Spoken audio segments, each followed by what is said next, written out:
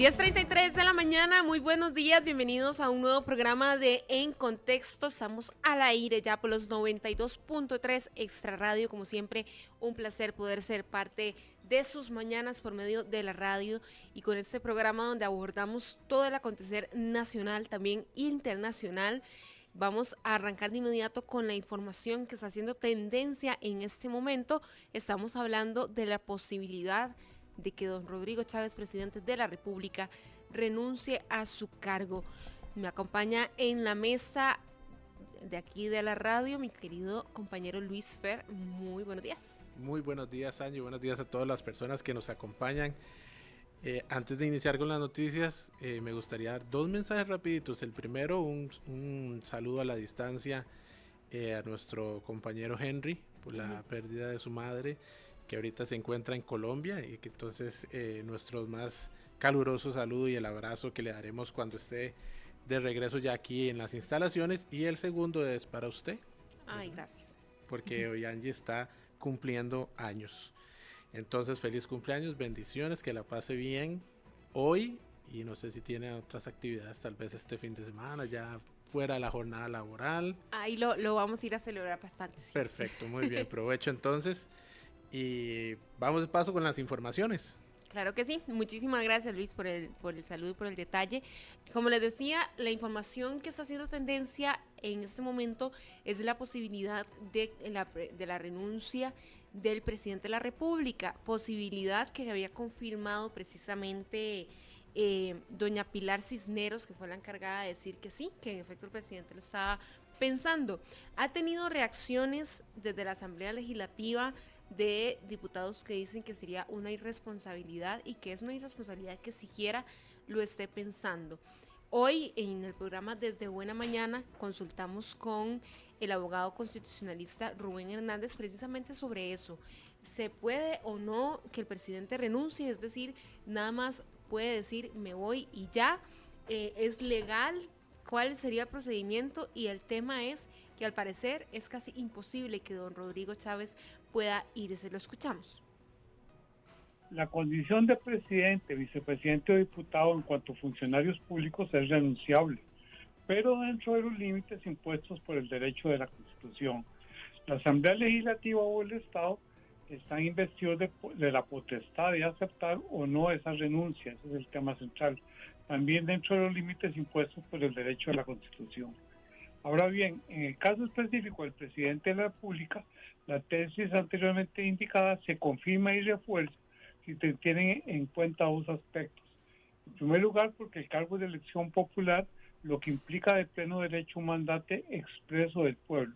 Y en segundo lugar, es un cargo a plazo fijo, es decir, tarda 4 años, sin que esto implique, desde luego, negar la posibilidad y hasta el derecho del funcionario a separarse de él bajo determinadas circunstancias. Sin embargo, la sola renuncia no es eficaz para producir la separación del funcionario, sino que esta solo se produce por su aceptación por parte de la Asamblea Legislativa. De manera que mientras esa aceptación no se produzca, no se produce la separación del funcionario renunciante. En Contexto, por Extra Radio. Y es que más allá de que el presidente vaya a poner la renuncia, como lo explicaba don Rubén, necesitaría además la aprobación de la Asamblea Legislativa, pero también hay otro trámite que no puede quitarse de encima en caso de que quiera renunciar. El artículo 124 de la propia Constitución, según el cual al conocer la renuncia, la Asamblea tiene que votarla. Por tanto, sería absurdo concluir que al votarla tuviera necesariamente que aceptarla, lo cual equivaldría tanto como establecer una votación de sí o si no. Es decir, la Asamblea tiene que conocer de las renuncias y votarlas, ya sea afirmativo o negativamente. No se establece ninguna mayoría calificada. Por tanto, la aceptación o el rechazo tendría que darse por mayoría simple, es decir, por la mayoría de los diputados presentes. En Contexto, por Extra Radio. Luis, con esta, en resumen de lo que nos está diciendo don Rubén, es que número 1, tiene que presentar la renuncia, que los diputados la aprueben y en caso de que los diputados la rechacen, ir a un tribunal y apelarlo. Lo que nos hace creer que es casi que imposible que don Rodrigo Chávez realmente pueda dejar su cargo como lo tiene pensado, como lo podría estar pensando. Sí, que es un trámite que si lo quisiera hacer, pues va a tomar mucho tiempo y quién sabe cuál va a ser la reacción de la Asamblea. Y también consultábamos si tiene la Asamblea Legislativa un tiempo máximo para tomar una decisión si este escenario se llegara a dar. No hay plazo. Pueden tomarse el tiempo que quieran. La legislativa puede tomarse hasta que el presidente decida llevarlo al plenario. Podrían inclusive nombrar una comisión para que rinda un dictamen y luego discutir el asunto en el plenario y votarlo. Y luego ante los tribunales sería habría dos posibilidades: tratar de plantear un recurso de amparo, habría que ver cuánto tiempo se toma en la sala, o eventualmente un contencioso administrativo para que de hecho un contencioso resuelva. Lo excluiría porque el asunto es demasiado lento. Habría que ver si la sala estaría dispuesta a fallar dentro de un plazo perentorio. En Contexto, por Extra Radio. Entonces, así, según todo este panorama que nos presenta don Rubén Hernández, abogado constitucionalista, sería casi imposible que don Rodrigo Chávez aspire a una diputación en las próximas elecciones del 2026. Sí, en efecto que, bueno, vamos a primero escuchar a don Rubén Hernández y luego venimos a hacer un análisis de todo lo que él nos dijo. Yo no creo que la Asamblea vaya a aceptarle la renuncia, en consecuencia no podría ser candidato a diputado en las próximas elecciones. ¿Y el presidente podría apelar la decisión de los diputados? No, es inapelable. Ahí lo único que puede hacer es ir ante un tribunal para que el tribunal determine si, si se violaron o no los límites de la discrecionalidad. Lo que sí podría apelar, acuérdense que los acuerdos del plenario pueden ser apelados ante el mismo plenario. Pero ya de antemano se sabe que si fue rechazado, va a ser rechazado por segunda vez. ¿Y la decisión de un tribunal tampoco la podría apelar? Si fuera de la sala constitucional, ahí queda. Sí. Y si fuera, no creo que vaya a un tribunal contencioso porque no le daría ni tiempo de que le den curso al proceso, y mucho menos de que esté resuelto. Con un proceso constitucional dura 3-4 años.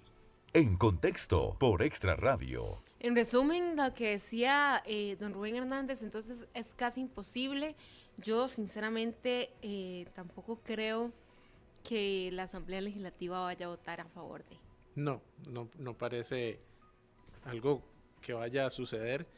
Y si fuera así, los tiempos de nuestros tiempos administrativos burocráticos son bastante extensos, sí. Entonces sí está difícil que esto llegue a suceder.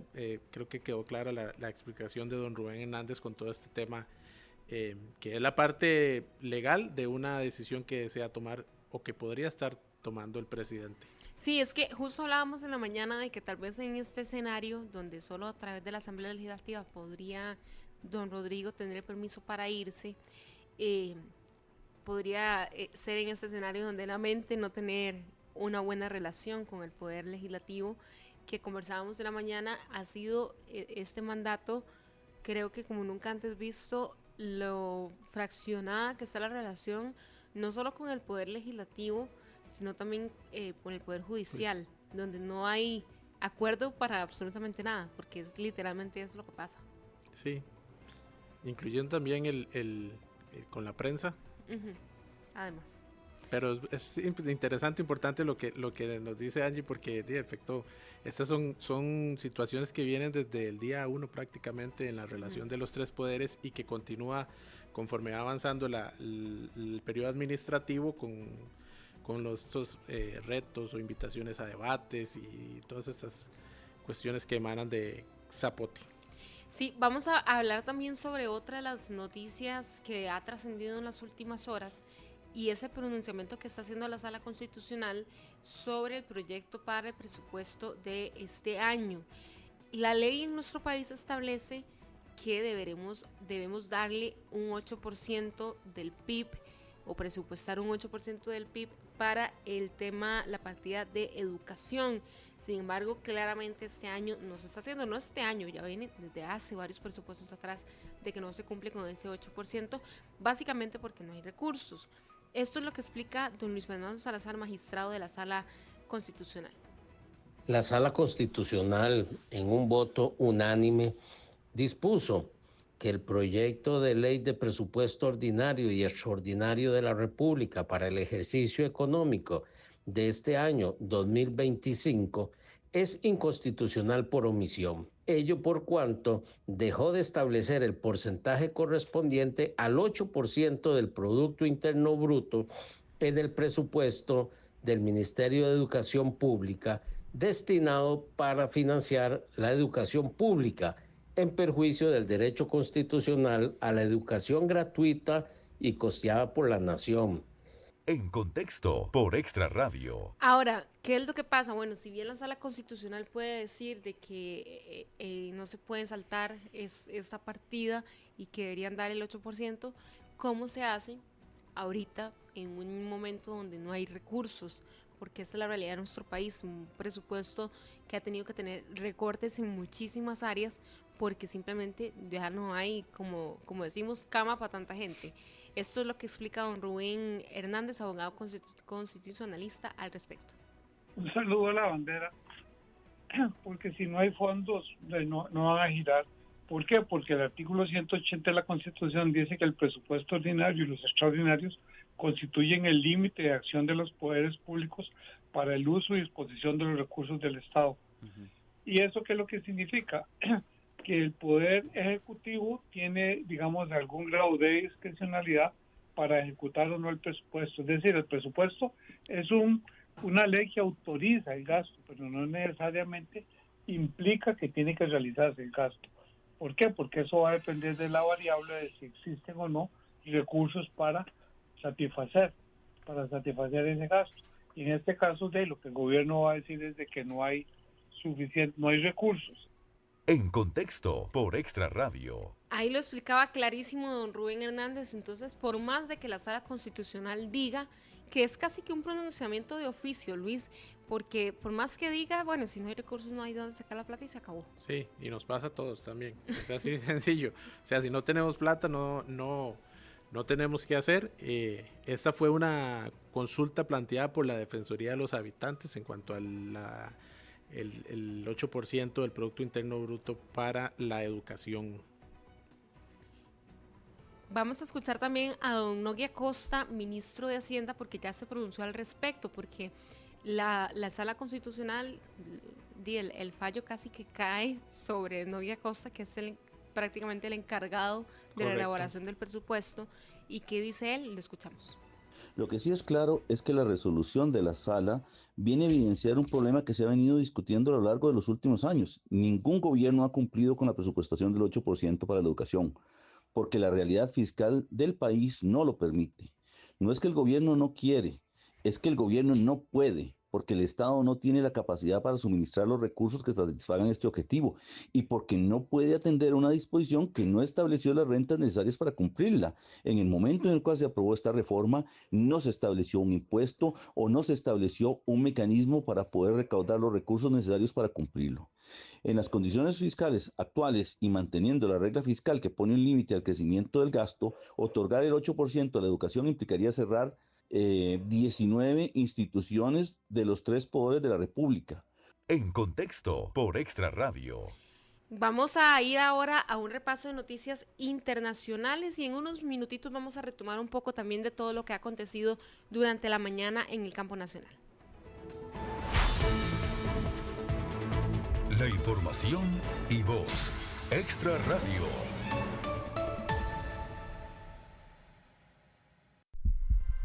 Nos acercamos al corazón de las noticias mundiales para escuchar el latido global por Extra Radio. En Contexto por Extra Radio. 10:47 de la mañana iniciamos con una noticia que empezó a desarrollarse la noche de ayer, el día de ayer. Unas 30,000 personas debieron ser evacuadas en medio de un incendio forestal en Los Ángeles, a la vez que una tormenta de viento también amenaza la región de California, lo que complica el controlar este incendio por parte de las autoridades. También es porque Michael Jordan, leyenda de la NBA, para muchos el mejor basquetbolista del mundo, está en nuestro país. Y nuestra compañera Marisol Abarca le ha dado especial seguimiento, nos ha traído incluso imágenes exclusivas que no tiene ningún otro medio de comunicación de don Michael en las mañanas, saliendo incluso ya a practicar pesca, que es precisamente a eso que vino a nuestro país, a un torneo de pesca. Mari, ya te estamos ahí viendo en línea. Buenos días. Cuéntenos cómo es esta experiencia de tener a esta leyenda cerca, pero al mismo tiempo tan lejos, Mari. Sí, no, totalmente, Angie, Luis, pero un gusto saludarlos. Bueno, el tenerlo tan cerca, la verdad, yo creo que ahora también hablamos con alguno de los jefes allá en Grupo Extra, y es que el hecho de tener a un ícono en el deporte acá a nivel nacional y tenerlo tan cerquita, por supuesto, uno que le encanta el deporte, que vive de esto también, es muy emocionante tener a Michael Jordan bastante cerca, verlo. Yo creo que estábamos, le voy a preguntar a mi compañero Jorge López, ¿qué? 150 metros podíamos estar de largo de Michael Jordan en el sector donde hicimos las grabaciones. De donde iba saliendo a hacer la pesca deportiva, practicar la pesca deportiva previo a este torneo que inicia el día de mañana, termina el domingo, el torneo Rockstar Offshore acá en la Marina de Quepos. Y bueno, la verdad es que bastante emocionante el simplemente verlo ahí y saber que una leyenda y ícono en lo que es el deporte mundial, pues está en nuestro país haciendo esta práctica de la pesca deportiva también, que es muy emblemática acá en el sector de Quepos. Yo sí les quiero comentar, compañeros, y para ahí darles un poquito de adelanto, en lo que es Tiempo Extra Radio, el programa que inicia a las 12 de mediodía, y también en el noticiero, hablamos con el vicealcalde de la Municipalidad de Quepos, don Eric Cordero, y también hablamos con alguien que fue en su momento muchos años presidente de la Cámara de Pescadores, don Gerardo Chavarría, para que nos comente un poco qué tan importante es la pesca deportiva en ese sector del país, cómo fomenta el turismo también, más que todo que sea una persona tan importante en el mundo deportivo como Michael Jordan acá en el país, y también cómo se califica o qué tan fácil es conseguir alguno de los peces que tiene que pescar Michael Jordan para poder ganar el Rockstar Offshore acá en Quepos. Entonces más adelante vamos a tener toda esa información para que usted no se despegue en ninguna plataforma de Grupo Extra, y que esté muy pendiente realmente de lo que nos dicen estas personas acá, hogareñas y lugareñas acá en Quepos. Entonces esa es la información que tenemos, compañeros. De momento él se mantiene desde las 6:50 que salió a pescar acá en el Pacífico, y por el momento no ha regresado a lo que es la Marina Pez Vela acá en Quepos, compañeros. Entonces continúa ya de pesca, preparándose por este gran torneo que tiene la Marina. Mari, ¿cuándo es que inicia oficialmente el torneo? El jueves son las inscripciones, propiamente. Los capitanes realizan como una pequeña fiesta, como para conocerse un poco antes de lo que es el torneo como tal. El viernes y sábado son días de competencia, donde ellos están a máximo 50 millas de la Marina. Alrededor de 50 millas ellos van a estar buscando ese tipo de peces que le dan la puntuación para poder llegar al primer lugar. Y ya el domingo sería lo que es la premiación de premios que van hasta $1 millón aproximadamente. Bueno, Mari, póngase a pescar entonces para ver si se gana ese $1 millón. Sí, ya le dije aquí a mi compañero Jorge López y Mauricio Aguilar que deberíamos de alquilar una lanchita, tal vez no un Catch 23 como la que tiene Michael Jordan, que tiene un valor de 3.000 millones de colones, sino una panguita, como decimos nosotros popularmente, e irnos por aquí a ver si buscamos un marlin azul o un pez vela, no sé, pero participar por ese $1 millón. Y así yo creo que a todos les damos vacaciones allá en la Extra. Ah, bueno, Mari, me parece muy bien, Mari. Antes de que nos vaya, yo quería hacerle una consulta, Mari. ¿Cuál es su jugador favorito de la NBA? Bueno, es que yo soy de una época más de Kobe Bryant. Eso es lo que quiero ver. Entonces, porque la verdad creo que admiro más a Kobe que dependiendo de lo que nos digas, uno puede saber generacionalmente dónde está ubicado. Exactamente. Sí, yo soy más de una generación de Kobe Bryant, pero por supuesto uno sigue a una leyenda como Michael Jordan, ve los partidos nuevamente, las jugadas más importantes, y para mí es el mejor de la historia, inclusive de todos los deportes. Luis, si podemos decir de todos los deportes, golf, fútbol, básquetbol, yo creo que Michael Jordan puede estar en mi top número 1. Ok, está bueno. Bueno, Mari, suerte entonces ahí con la pesca, se nos cuida mucho, con el oleaje también, y cualquier cosa estamos entonces atentos a partir de las 12 que inicia Tiempo Extra para que usted nos cuente todos esos detalles que nos estaba mencionando. Gracias, Mari. Con muchísimo gusto, compañeros. 11:01 de la mañana, continuamos con más de En Contexto.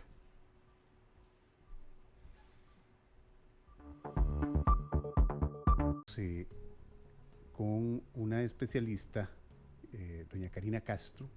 Ella es neuropsicóloga, es así, ¿verdad? Neuropsicóloga pediátrica. Neuropsicóloga pediátrica, quien en días pasados hemos estado publicando, tanto aquí en Extra Radio como en Extra Noticias, los alcances de un estudio, de un documental que fue ganador del Emmy, ¿verdad, doña Karina? Primero que nada, darle la bienvenida acá a la cabina de Extra Radio y gracias por acompañarnos el día de hoy. Muchísimas gracias, el gusto es mío. Doña Karina, usted hizo un documental o produjo un documental sobre fue ganador del Emmy, de un premio Emmy, que es, para los que no saben, el premio Emmy es uno de los premios más codiciados de la televisión en Estados Unidos. Es considerado el Oscar de la televisión. Y es por un documental en donde ella habla sobre las pantallas y sobre la relación que tenemos que tener los padres con esto que ahora es tan normal, el hecho de que nuestros hijos convivan en un ambiente digital, convivan con un teléfono celular, convivan con una computadora, con una tablet, y son cosas que se nos están volviendo parte de la cotidianidad. Primero que nada, doña Karina, además de agradecerle, cuéntenos un poco más de usted. No es una advenediza, tiene 20 años de experiencia, es autora de 3 libros y ha tenido estudios en Harvard y también ha dado consultorías al BID. Así es. Así es. Tal vez que nos hable un poquito más de usted, mientras vamos a ver un minutito del documental que es ganador del Emmy. Bien. Vamos a ver, llevo más de 20 años trabajando, he trabajado inclusive con el gobierno de Costa Rica durante la pandemia, hicimos una campaña de salud mental, he vivido en Suiza, en Estados Unidos, en Argentina, ahora estamos viviendo en Washington y desde hace un rato importante vengo siendo abanderada del tema de las pantallas. ¿Por qué? Porque están siendo un problema de salud pública, porque como dijiste al principio, hemos digitalizado mucho la infancia y la hemos normalizado y no nos estamos dando cuenta de los efectos devastadores que está teniendo en las futuras generaciones. El Emmy va dirigido específicamente a padres de niños entre 0 y 6 años para que tomen conciencia del impacto que tiene a nivel físico, mental y cognitivo en la infancia. Entonces, si gana un premio, se evalúa en relación a más de 150,000 documentales. Es un documental corto y uno de los ganó 3 premios. Uno de los que gana tiene que ver con producción en un documental que genera un impacto positivo en la sociedad, o sea, que educa en temas que nadie nos está educando. Para eso usted tuvo que haber hecho un bagaje importante sobre este tema y se lo pregunto así porque nosotros como padres podríamos haber cometido errores. Ya mis hijos son grandes, pero sí entregamos teléfonos, pantallas, tal vez no tan pequeños, de 0 a 6 años como usted lo indica, pero sí nos queda esa situación que estamos viendo muy comúnmente. Usted ve en un centro comercial, en un área de comidas, que para que el chiquito no llore o haga un berrinche. Usted ya los ve con unas pantallitas, algunas especiales, que tienen orejitas y que tienen un montón de cosas, los estuches de las tablets. Se han hecho creativos con eso. Se han hecho mucho más atractivas. Y eso, dice uno, ok, pero se ha vuelto común. Claro, yo creo que todos los que somos padres vamos a estar de acuerdo en que las pantallas silencian a los niños y a los adolescentes. Es una chupeta electrónica, Exacto. diría uno. Pero hasta en la adolescencia. Sí. Oh, y la en la adultez también. Exacto. Total. En la adultez también. Entonces, no solo silencia a los niños de su movimiento, su necesidad natural de moverse, los silencia de sus emociones, porque ante un berrinche los callo también y los hago quedarse tranquilitos. Silencio a un adolescente de una necesidad de salir, de explorar, de empatizar, de socializar. Y entonces, como la crianza es difícil, nos dieron una solución súper económica, y quiero decir súper económica porque es una primera inversión donde yo compro una tablet y después silencio a mi hijo para el resto de la vida. ¿Verdad? No es que estoy pagando una niñera todos los días, estoy silenciándolo para el resto de la vida, y eso es muy, muy conveniente en una sociedad donde estamos luchando constantemente por la igualdad de género, donde económicamente es difícil y papá y mamá tenemos que trabajar, donde muchas veces estamos hablando de una familia monoparental, donde esa mamá tiene 4 o 5 niños y tiene que salir y volver a la casa y lavar, cocinar, limpiar, y las pantallas son una niñera por excelencia. El problema está en que nadie nos está educando, en que a mediano y largo plazo eso va a tener consecuencias o está teniendo consecuencias devastadoras en todos nosotros, porque estoy hablando de que las pantallas están ligadas con pubertad precoz, con miopía. Se estima que para el 2050 el 50% de la población va a ser miope. Estamos hablando de niños que a los 2, 3 años no hablan, entonces los padres tienen que pagar terapia de lenguaje. Estamos hablando con niños que tienen dificultades en controlar impulsos y emociones, entonces tienen que ir a la psicóloga. Estamos hablando de niños de 6, 7 años que nos dicen que no ponen atención, entonces tengo que ir al psiquiatra para que lo medique por déficit de atención. Estamos hablando de adolescentes que a los 12, 13 años van al psiquiatra porque tienen ansiedad, depresión o ideación suicida. Y todo eso está ligado a las pantallas. Wow. Entonces, a corto plazo es una excelente niñera, silencia todo lo que queremos. A largo plazo nos va a costar muchísimo, no solo a nivel emocional, sino que a nivel económico también.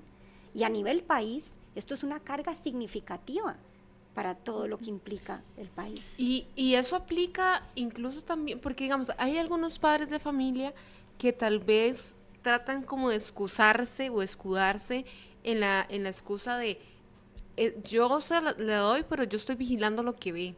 Yo controlo a qué tiene acceso y a qué no tiene acceso. Esto aplica incluso, o sea, es decir, a todos estos riesgos que usted nos está mencionando, aplica en general sin importar el tipo de contenido al que tenga acceso la persona. Por supuesto, porque por ejemplo la pubertad precoz está directamente relacionada con la luz que emiten estos dispositivos. Post pandemia, las niñas están teniendo la primera menstruación a los 8 o 9 años. Wow. Y esto significa que están siendo medicadas para postergar lo más que se pueda. Esto tiene que ver con la luz que emite el dispositivo, porque altera todo el reloj biológico interno que tenemos en nuestro cerebro, entonces la noche está siendo afectada, el día está siendo afectada y todos los cambios hormonales. La miopía tiene que ver con que les damos una tablet y no los ponemos en una televisión. Y muchos padres dicen, ay, qué exagerados, yo veía televisión cuando era pequeñito y nada de eso me pasó. Yo veía televisión Yo veía mucha tele. en una sala con un control a una distancia por un tiempo limitado. Yo no veía televisión en el baño, en el cochecito, en el carro, en el bus, en el mall. Yo no veía televisión en la escuela.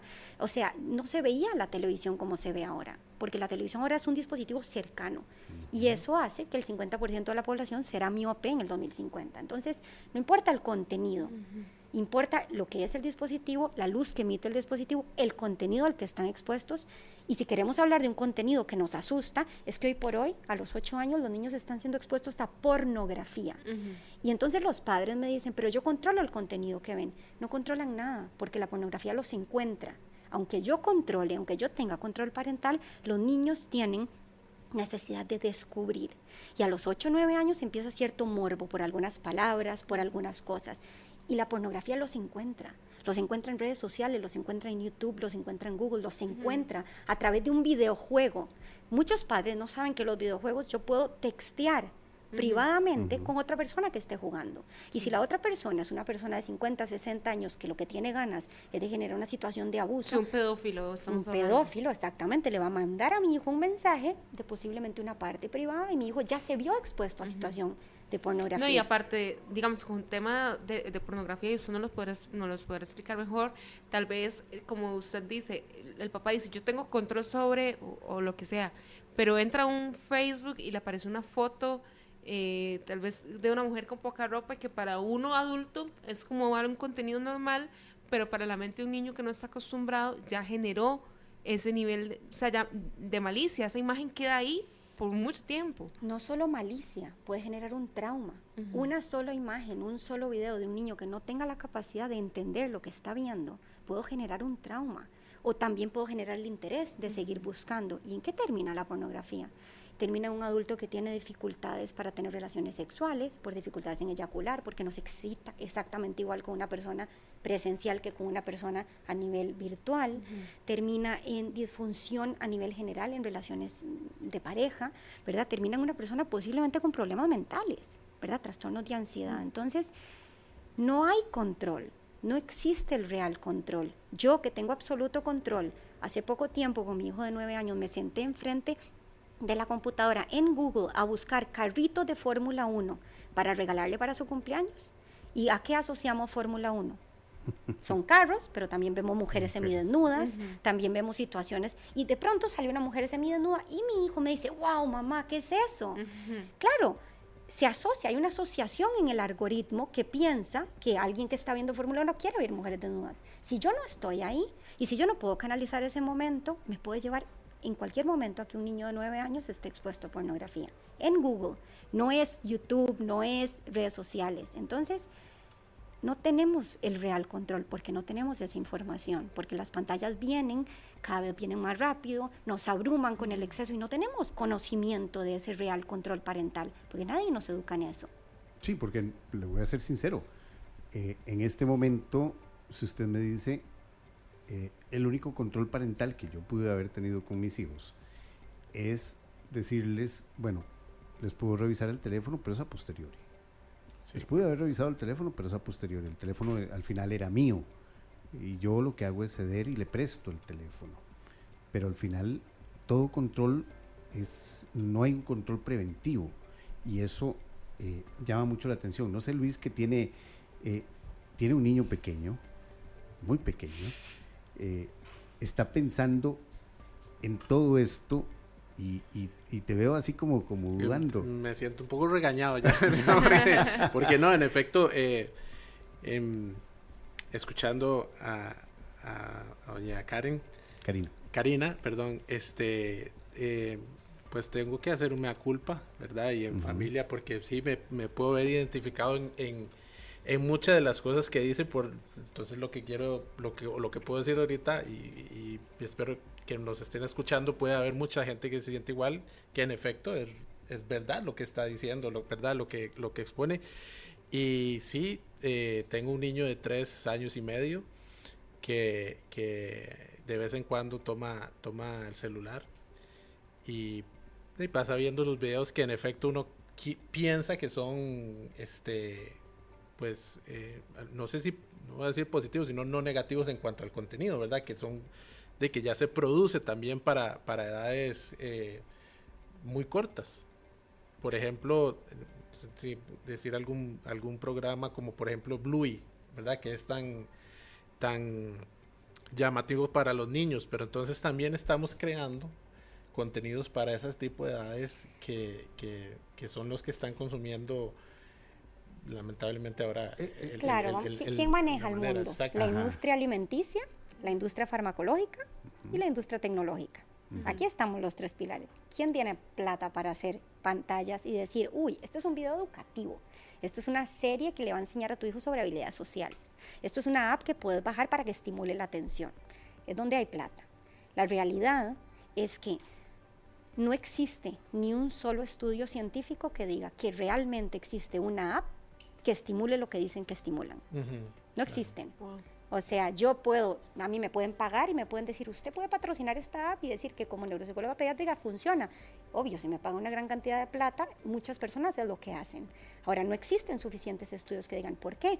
Porque para hacer un estudio con un niño se necesitan muchos años. Se necesita evaluar a ese niño a los 2 años, por ejemplo, utilizando la app por 5 años, para ver que más o menos a los 7 años funcionó en la memoria. La tecnología va más rápido que lo que vamos nosotros en el año. Entonces, no hay estudios que validen eso.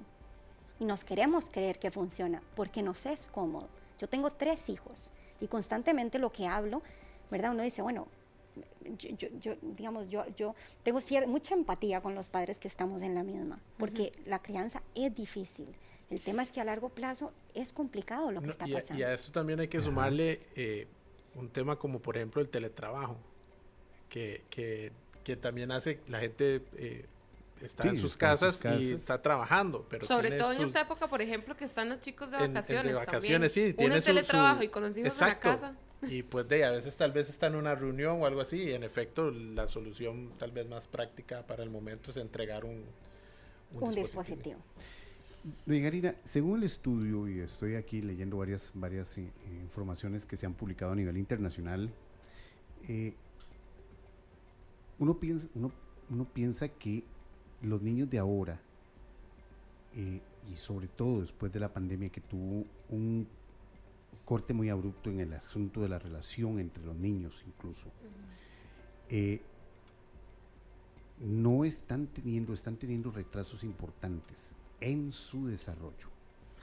Y lo digo porque veo constantemente niños de 7 a 10 años que vivieron muy de cerca la pandemia y tuvieron una pantalla a la par, que no había más remedio, que recibían sus primeras clases, o que recibieron sus primeras clases por medio de una pantalla. Por medio de una pantalla.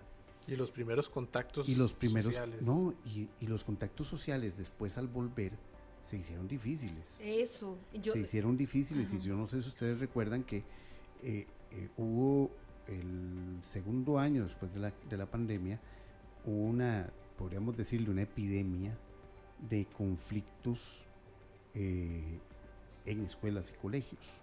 Claro, los niños más agresivos. Sí, los niños se volvieron más agresivos. Estamos hablando de que junto con otros factores que también afectaron todo el asunto educacional en Costa Rica, tenemos una generación, no quiero llamarla perdida, pero sí que complicada de trabajar, que va a enfrentar una situación muy difícil, retrasos de aprendizaje y retrasos, no sé si la palabra es correcta, los retrasos en socialización. Total. O sea, todo lo que tiene que ver con retraso del lenguaje, hay aumento de niños con trastornos por desintegración sensorial. Entonces dicen que son niños, ¿verdad?, que tienen dificultad de integrar sanamente los sentidos, porque ¿cómo desarrollo yo los sentidos? A través de la exposición a la naturaleza, de los juegos como dar vueltas de carnera, de los columpios, de los sub y bajas. Los niños no se están exponiendo a eso. Entonces el tema de las pantallas no es solo lo que me ofrece la pantalla, sino lo que el niño deja de hacer cuando está frente a una pantalla, que todas son necesidades para que un cerebro se desarrolle sanamente. Entonces, eso que está diciendo, esos retrasos, no es que una vez que yo logre nivelar, y lo pongo entre paréntesis ese retraso, el niño va a tener una vida normal. No, un retraso decanta en una dificultad en otra área. Por ejemplo, un retraso del lenguaje decanta en dificultades en el aprendizaje de la lectoescritura. ¿En qué decanta? Es una dificultad de aprendizaje, porque conforme voy subiendo, ese niño va a tener que tener la capacidad de comprender y escribir, digamos, acorde a la edad en la que va subiendo. Entonces, vamos teniendo un rezago en un montón de áreas. Y esto es tan crítico que ya en algunos países se están tomando lineamientos a nivel gubernamental, porque aquí muchos podrían decir, bueno, pero es que es difícil para mí, yo soy el papá, ¿verdad? Yo soy la mamá, ¿y por qué no hay ayuda? Porque esto se trabaja a nivel global, no solo en las casas.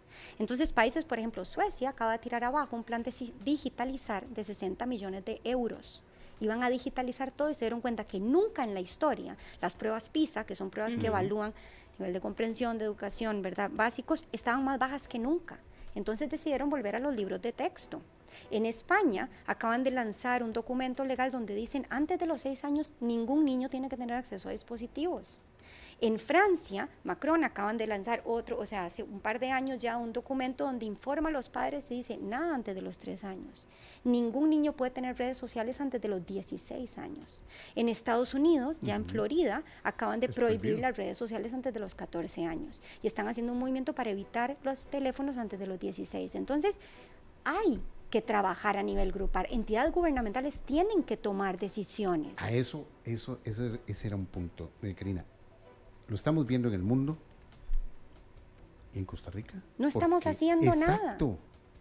No estamos haciendo nada, no hay leyes que protejan, no hay nada. Bueno, si bien hace poco se lanzó una ley que tiene que ver con la ley de salud mental, donde se intenta meter la materia de salud mental a los centros académicos, y cuando habla de materia de salud mental significa no solo hablar de emociones, significa hablar de la conexión intestino-cerebro, qué de lo que yo como impacta en cómo me siento y cómo actúo, qué de esto de las pantallas me afecta, por qué yo no tengo que ver pantallas en la noche, en qué me afecta en el sueño, todo eso tiene que ver con salud mental. Y hace poco se aprobó una ley que está trabajando en eso, pero nadie educa.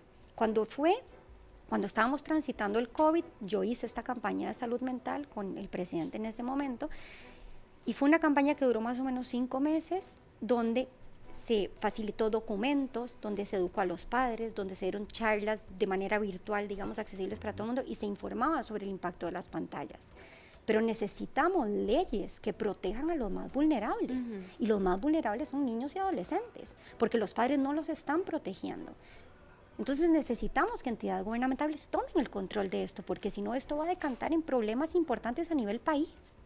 Necesitamos leyes en que, yo quiero, y vamos a puntualizar, necesitamos que se prohíba el acceso a redes sociales antes de los 16 años.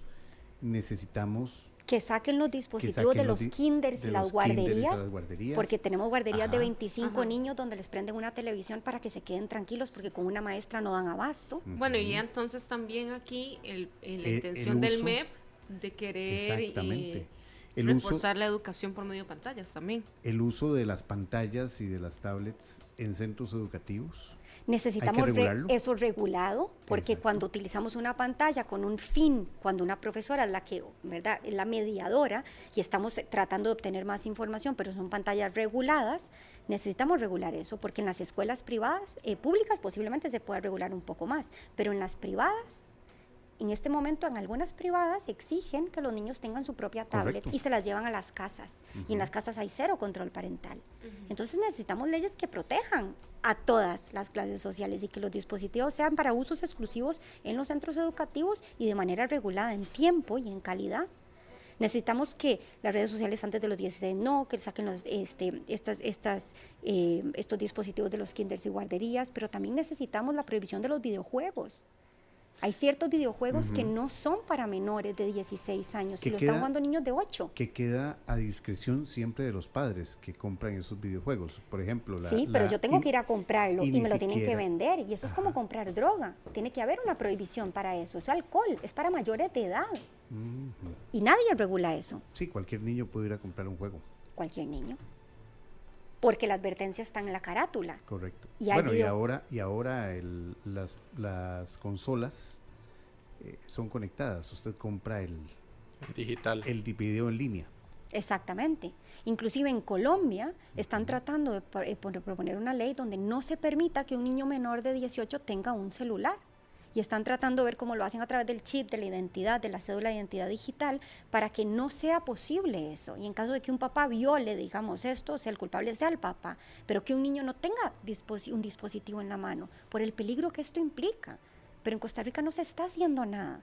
Entonces todo se está alegando a los padres. Y los padres a veces no tienen recursos, no tienen la información. No tenemos la capacidad, la capacitación, no, la capacidad tal vez, la capacitación, ni la información para hacerlo. Exactamente.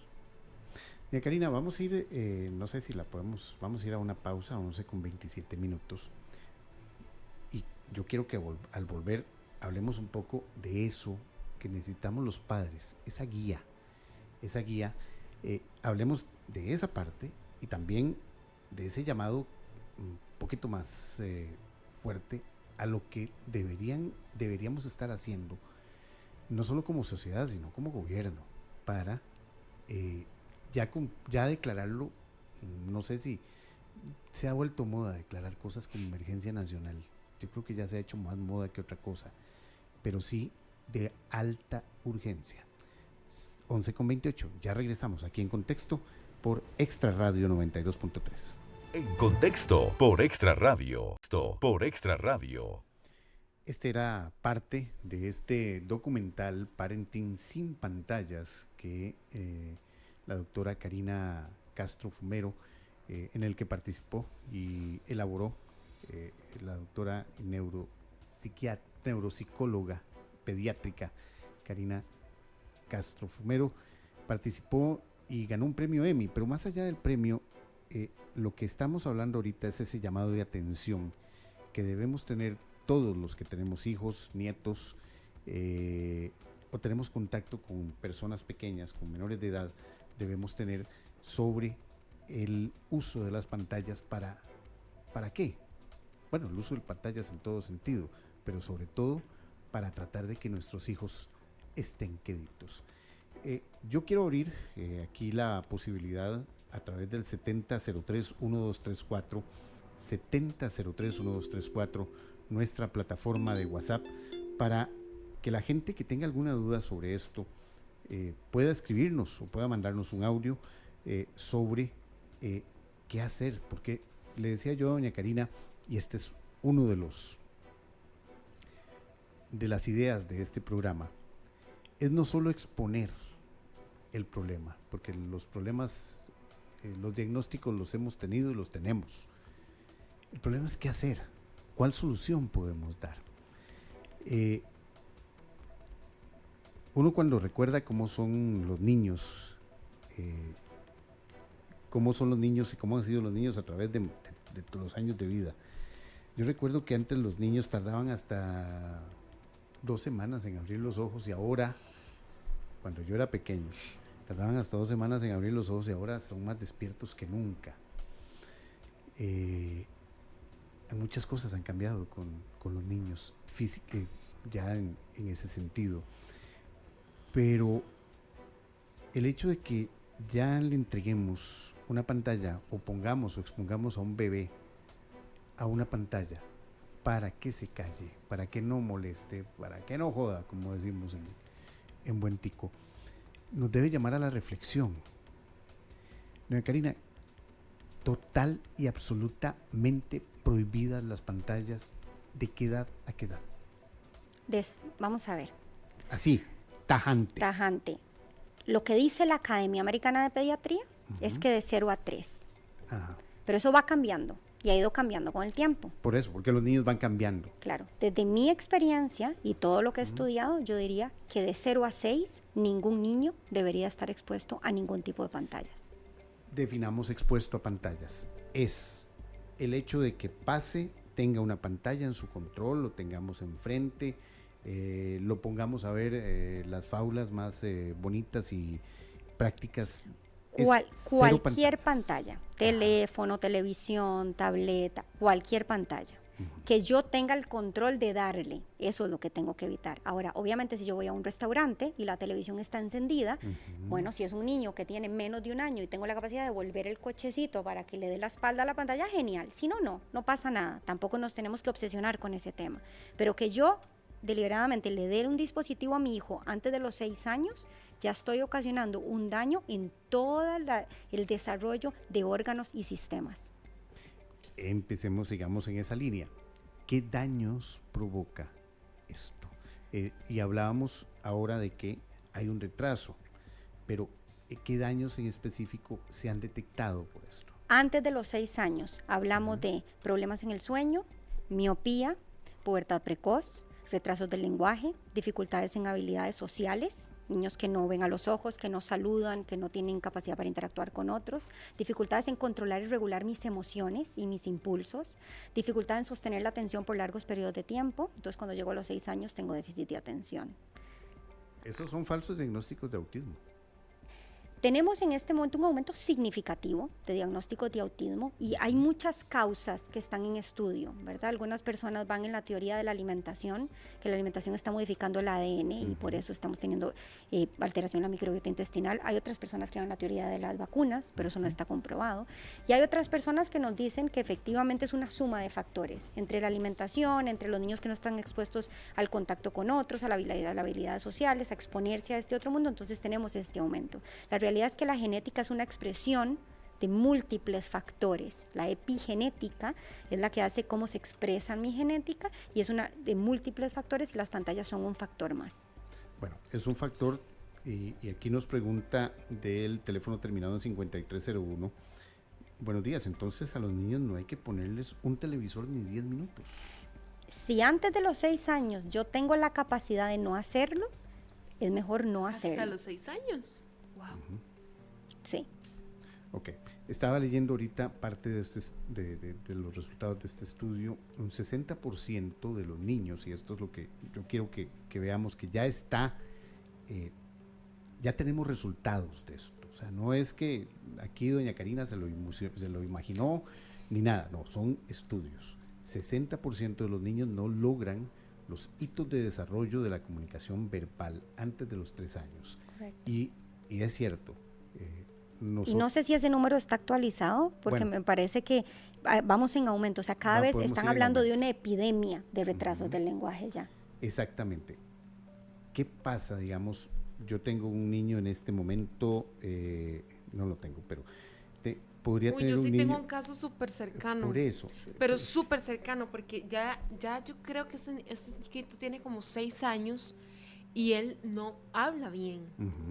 Pero lo ves y claro, ahora yo me acaba de hacer me explotó la cabeza con todo lo que estaba explicándonos Karina, de que ahora yo ya relaciono todo, de que en efecto es un niño que sabía manejar la tablet desde antes de cumplir los 2 años, o sea, hasta me ha enseñado cosas de cómo manejar el teléfono que ni siquiera yo, que tengo ya no sé cuántos años de usar un teléfono, sabía. Ahora que dice eso, hay algo que me pasó curiosamente y obviamente para mal, escuchando a la doctora, es que si yo pongo a mi hijo frente, una vez lo alcé, ¿verdad? Estaba el tele puesto una plataforma y viendo todos los posibles programas, y yo lo alcé y él me tocó el tele y lo movió como movemos el celular. Obviamente el tele no se mueve, pero ya es una conducta que ya aprendió. Claro, es una asociación. Sí. Todo lo que tiene pantalla se mueve. Tengo la posibilidad de moverlo con mi dedo. Ok, ese es un punto, doña Karina. Nosotros nos decimos es que estos chiquitos ya nacieron con el chip. Eso. Ya nacieron con el chip tecnológico. O sea, vea que nos han acostumbrado, nos hemos acostumbrado a verlo como punto normal. Y no es normal. Yo quiero argumentar algo para tristeza de los padres, es que los dispositivos electrónicos se diseñaron para que hasta un orangután los pudiera manipular. Si yo le doy a un mono un dispositivo, en cuestión de segundos puede entrar, manipular, pasar de una foto a otra. Hay videos donde podemos ver esto. Están perfectamente diseñados para que a través del tacto y de manera intuitiva yo lo pueda dominar. Entonces, los niños son nativos vinculares, no son nativos digitales. La industria tecnológica nos hizo creer que venían con el chip, que hay que digitalizarlos, que el futuro es la digitalización. Un niño, su cerebro es nativo vincular, necesita del vínculo para desarrollarse. Y cuando digo vínculo, hablo del lenguaje. Un niño aprende a hablar a través de observar a otro hablando. Cuando otro adulto le habla a un niño de 5 o 6 meses, en el cerebro del adulto se activan unas neuronas que se llaman neuronas espejo en las zonas vinculadas con el lenguaje. Esas mismas zonas se activan en el cerebro del niño. Y lo que va haciendo es creando un entretejido, una conexión entre una neurona y otra, que cuando llega a los 2 años y ya está desarrollado todo el aparato fonoarticulatorio, que es el que le permite hablar, mover la lengua y que salga la voz, pueda hacerlo. Si un adulto no le habla a un niño antes de los 2 años y no se activa en el cerebro del niño esta conexión, cuando llega a los 2 años su cerebro no está listo para hablar. Los niños son nativos vinculares para aprender sobre decir buenos días, buenas noches, sobre la empatía, sobre observar el dolor en el otro, sobre controlar y regular un impulso a través de observar al otro. Esto no lo aprende a través de pantallas. Entonces vean que estamos hablando de retrasos en aprender a hablar, retrasos en aprender a controlar mis emociones, retrasos en aprender habilidades sociales. Entonces, porque no estoy viendo al otro, porque cuando yo entro a un mall y mi papá va saludando al abuelo, al vecino, al tío, cuando compra algo y dice por favor y gracias, todo eso el niño no lo observó porque está con la tablet enfrente. Entonces no tiene cómo aprender eso porque está perdiendo oportunidades, porque al ser nativos vinculares lo estamos obviando eso. O sea, tenemos que quitarnos de la cabeza eso de nativos tecnológicos. Totalmente, eso es una mentira que nos vendieron para que consumamos más. A mí me interesa abordar, y no sé si en este momentito que salió un momentito de la cabina lo pudieron tocar, porque Karina decía también algo que a mí me parece preocupante y que los números muestran que es creciente y que es algo que también en medios de comunicación no se habla tan extensamente por un tema también de prevención y que hay que tener mucho cuidado a la hora de tocarlo, pero es la tendencia suicida que incrementa en los menores que están expuestos a largo plazo, digamos, a pantallas. Claro, esto se empieza desde la infancia. Ahí lo decía en el documental, cada vez que yo estoy expuesto a una pantalla, mi cerebro produce dopamina. ¿Dopamina qué es? Vamos a imaginarnos que es como un liquidito que anda en mi cerebro, que me hace sentirme bien, sin hacer mucho esfuerzo, sentirme bien y querer más de eso. ¿Qué pasa? Que conforme esos niños empiezan a crecer, las actividades del día a día no producen tanta dopamina como las pantallas. Entonces un niño que crece sin pantallas, cuando llegan los papás, ¿qué es lo primero que quiere? Jugar con los papás. Cuando está la pantalla, ya el jugar con el papá deja de ser divertido. ¿Qué pasa en la adolescencia? Hay un cambio a nivel de un montón de sustancias en el cerebro. Entonces, ¿qué busca el adolescente? Cosas que me den más shots de dopamina, que se siente igual de bien que lo que en la vida se sentía esa dopamina. Si la pantalla venía de la infancia y ese niño tuvo shots de dopamina, cuando llega a la adolescencia, ¿dónde se consiguen esos shots de dopamina? En las drogas, en los retos virales. Y cuando no lo logro consumir, tengo un desbalance en la química de mi cerebro que me hace tener autolesiones o ideación suicida. Pero además, el algoritmo me puede llevar a tener y concretar eso. Hay un caso muy interesante en Inglaterra, el caso de Molly, que es una niña que se suicidó a los 14 años y que básicamente el algoritmo le dio suficientes ideas para llegar a suicidarse. Entonces a veces niños que están pasando un poco deprimidos o que están un poco ansiosos buscan cómo quitarme la vida sin dolor y de un momento a otro el algoritmo los lleva a concretar esa idea que tienen. Entonces tiene que ver con un desbalance a nivel químico que las pantallas generaron esto. Increíble, sí. Y eso, ahorita estaba metiéndome a ese caso de Molly Russell. Están responsabilizando también a 2 redes sociales. Y hemos estado viendo el desarrollo de las redes sociales muy fuerte hacia ese punto de el desarrollo en lo visual, en lo más que en lo escrito, como eran, por ejemplo, una red social como Twitter, al inicio Facebook, o muy atrás, Hi-Fi, que era una de nuestras primeras redes sociales. Bueno, que era donde usted escribía, entonces decía uno, bueno, por lo menos está escribiendo, y ahora uno se pone a pensar, bueno, por lo menos los jóvenes ahora escriben más que antes no escribían absolutamente nada, escriben con horrores, pero escriben. Escriben, pero no comprenden lo que escriben y no comprenden lo que leen. Nunca en la vida hemos tenido un nivel tan bajo de comprensión de lectura. Y eso se ve en todos los niveles. Pasamos de 0 a 6 años. De 0 a 6 años, absolutamente prohibidas las pantallas. Si en este momento yo tuviera un hijo de 6 a 12 años, ¿qué puedo hacer? 12, 13 años. Entonces aquí yo diría de 6 a 12 años, no más de 1 hora, siempre contenido de calidad y supervisado. Eso significa contenido. Hay una página muy buena que se llama commonsensemedia.org, donde en español yo puedo ver cuál contenido es para qué edad. Entonces eso significa contenido supervisado, donde yo puedo ver es acorde a su edad o no, qué le va a enseñar, qué no, y yo tengo un poco de control parental si le doy una tablet. Idealmente no, idealmente televisión, ¿verdad? O algún dispositivo lejano donde yo tenga control de cuánto tiempo está expuesto a eso. Y a mí me encanta darle a los papás mis 5 nunca, porque mis 5 nunca son una guía de, ok, perfecto, vamos a hacer 1 hora al día, pero vamos a ver cuándo. Y nunca en estos 5 escenarios, nunca cuando está comiendo, desayuno, almuerzo y cena, porque hay mucha evidencia que relaciona el sedentarismo, el no control de lo que estoy ingiriendo, digamos, y la alteración de la microbiota intestinal. Entonces, nunca cuando están comiendo, merienda, almuerzo, desayuno, nunca. Nunca 2 horas antes de ir a dormir, porque así no altero lo que tiene que ver con la melatonina y todo lo que pasa durante el sueño. Nunca en un evento social, porque así lo obligo a socializar, a estar con los abuelos, con los tíos, en contacto con otros. Nunca cuando está realizando otra actividad, por ejemplo, si está pintando, si está estudiando, si está leyendo, no es necesario una televisión de fondo. Y nunca para calmar una emoción. si está enojado, si está frustrado, si está haciendo un berrinche, nunca, porque la emoción se transita acompañado de un adulto para enseñarle a regularla. Entonces, si yo 5 estos 5 nunca, hay ciertas partes del día donde yo puedo permitir 1 hora con contenido de calidad y supervisado. Ok. Pasamos de los 12 a la adolescencia, que es tremendo.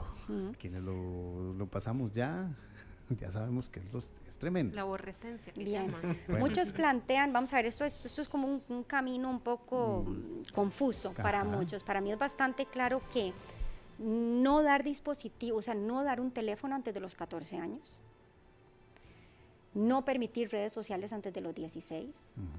Y ahora hay unos muy buenos teléfonos, hay unos que se llaman Bark Phones, que los van a traer acá, y otros que se llaman Gap Phones, que los traen, que son exactamente igual que un dispositivo, pero no tiene acceso a Internet. O si tuviera acceso a Internet, por ejemplo, tiene WhatsApp, cada vez que al niño le llegan mensajes con ciertas palabras, hay una notificación a los padres.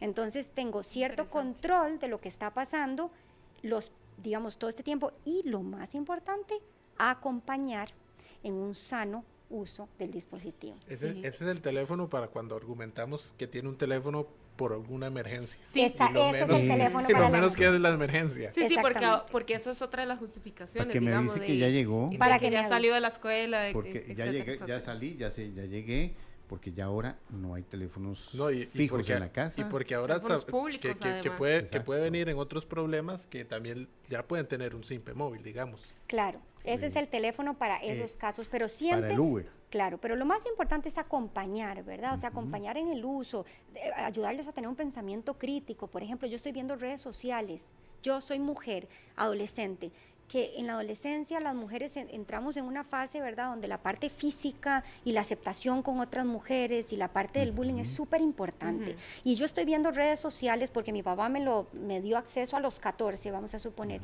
y estoy viendo estos cuerpos perfectos, estas mujeres que venden cosas que no son reales, y yo como madre acercarme a esa, y que no soy yo, y que yo de pronto me está creciendo el busto y tengo las caderas una más grande que la otra, lo que sea, la deformidad que vive uno en la adolescencia normal.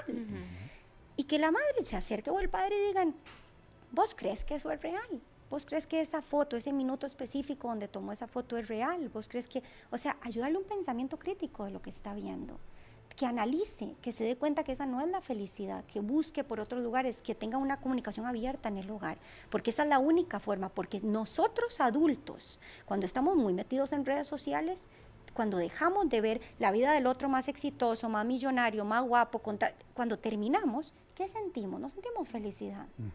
Nos sentimos obstinados con nuestra propia vida. Claro, el principal factor que nos lleva a la depresión es la comparación. Cuando yo me comparo con otros y en redes sociales nos estamos comparando constantemente. Entonces, si nosotros adultos nos impacta tanto, ¿cómo va a impactar a un adolescente que está aprendiendo a descifrar el mundo, la gente? ¿Verdad? ¿Quién soy y qué quiero hacer? Entonces, acompañar en ese sano acercamiento a las pantallas, enseñarles a decir, bueno, es hora de comer. Todos tenemos dispositivos, buenísimo, todos guardamos los dispositivos, porque comer es un momento para compartir y conversar, uno de los únicos momentos que tenemos en el día. Es hora de irse a dormir, hay que cuidar el sueño. ¿Por qué hay que cuidar el sueño? ¿Qué pasa en mi cerebro cuando yo duermo? Hace poco estuve dando unas charlas en unas escuelas acá sobre qué pasaba en el cerebro de ellos y les hablé del sueño, y cuando terminé me decían, de todas las clases que he tenido los últimos años, esta es la única que me enseñó algo para la vida, porque básicamente les di herramientas para ellos empoderarse, ¿verdad?, sobre lo que necesitan para tener felicidad y salud mental. Karina, ya el tiempo casi que nos va a vencernos, pero antes porque ya vimos los rangos de edad.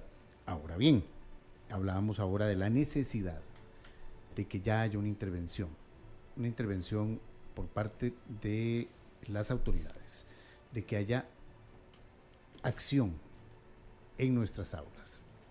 Y vamos a resumir: 0 pantallas en preescolar. Los primeros 6 años. Los primeros 6 años, 0 pantallas en preescolar, en los preescolares. ¿Y cómo hacer para que se entienda de que es necesario en las aulas tener un control efectivo de que no todo es pantalla?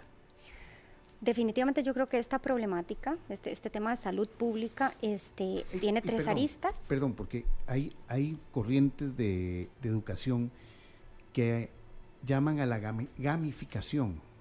Eso lo estuve oyendo un día de estos. Hacer todo un juego. Eso en educación, para que los jóvenes comprendan un poco más. Y yo no estoy tan seguro de que esa sea la forma. ¿El juego a través de las pantallas o el juego a través de la interacción? El juego a través, la educación a través del juego, pero como gamificando las cosas como en un juego electrónico. Todo mal. Vamos a ver, yo creo que hay tres aristas que tenemos que abarcar en esta problemática. La primera, sin duda alguna, es padres informados y padres empoderados, que eso es básicamente lo que hemos hablado hasta el momento. La segunda es un gobierno que tome decisiones basadas en evidencia científica y en neurociencia, que no lo tenemos. Tenemos un gobierno en pañales en este tema, no tienen la idea de la dimensión de la problemática que esto significa a corto y a largo plazo. Pero ya están los estudios. Millones de estudios, y hay países que son mucho más adelantados, digamos, y avanzados, que están tomando decisiones. Entonces creo que definitivamente no hay gente que comprenda esta problemática a nivel gubernamental. Tristemente no se quieren educar en el tema y tristemente a corto y a mediano plazo ya se están viendo un impacto negativo. ¿Qué creo? Creo que tienen que haber leyes que protejan a los vulnerables en relación a la primera infancia. Creo que tienen que haber leyes que regulen el uso de las pantallas en los centros educativos con mucho mayor control del contenido que están exponiendo y la forma en la que lo están haciendo. Y definitivamente creo que tienen que haber personas a nivel gubernamental mucho más capacitadas de las que hay en este momento en esta temática específica, porque no la hay. Y es muy fácil estar por 4 años y después lavarme las manos y que la problemática sigue al que sigue, ¿verdad? La miopía le va a tocar al del 2050, no le está tocando al de ahora.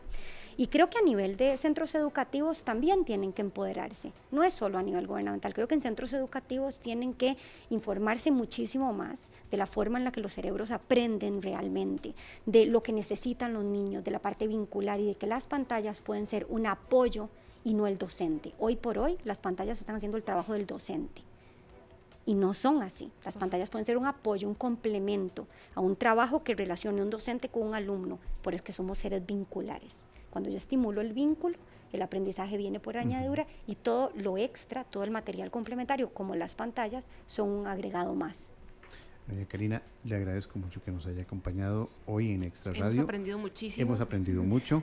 Los que tienen hijos pequeños han recibido una lección, una lección. Los que tenemos contacto con niños todavía y nuestros hijos, hemos aprendido muchísimo y vamos a... Y serán abuelos, seguramente. Sí, todavía no llames a eso. Pero ya casi. Sí. Hemos aprendido. Y le agradezco muchísimo. Sí. Vamos a tratar de ver un poco más este último punto que es particular y a llamar la atención de las autoridades sobre la situación que se ha estado presentando en cuanto al uso o abuso, pienso yo, abuso de este tipo de herramientas. Al final, todas son herramientas, es como la utilicemos, cómo hagamos uso racional y controlado de todas las herramientas. Correcto. Muchísimas gracias. Gracias a ustedes, ha sido un gusto. Muchísimas gracias Karina, Luisfer y Paul por acompañarnos durante este programa En Contexto. Nada más una última hora, a eso ¿verdad? Llegamos al final de la edición no sin antes confirmarles la noticia de última hora que nos llega, y es que el reo que habían reportado como en fuga de la reforma en Alajuela esta mañana ya fue detenido por las autoridades en Alajuelita. Esto es información que por supuesto tendrán ampliada a partir de la 1:30 en la edición de Extra Noticias. Ya va en camino un equipo de Grupo Extra para llevarle a usted todo el detalle. Llegamos al final de esta edición de En Contexto y los esperamos mañana, Dios mediante, 10:30 de la mañana. Cuídense mucho y feliz miércoles. En Contexto por Extra Radio.